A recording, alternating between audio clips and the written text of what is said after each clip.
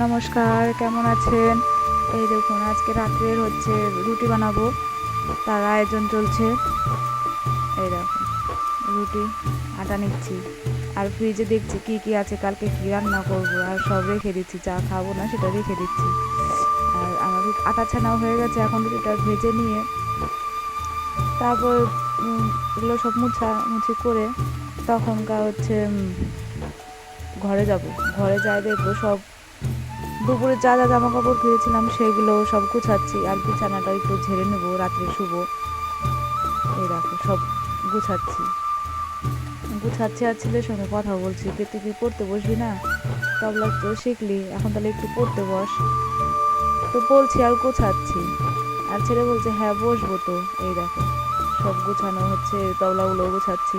তবলা শিখি তো ছেলে, তাই এই বিছানাটা একটু বাড়ি দিয়ে নেই, কারণ রাত্রেবেলা শুবো, একটু বিছানা বাড়ি না দিলে পরে ভালো লাগে না।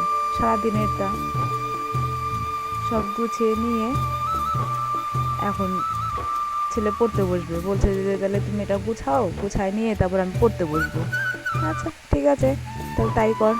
গুছিয়ে নিয়ে এখন পড়তে বসবো। আজ রাতে চুলটাও একটু বেঁধে নেই, আর ছেলে সব ওর পড়ার ওগুলো সব গুছাচ্ছে, পড়তে বসবে। এই দেখো আমার ঘরটা, দেখলে? ঠিক আছে, ভালো থাকবেন, সুস্থ থাকবেন, রাখছি।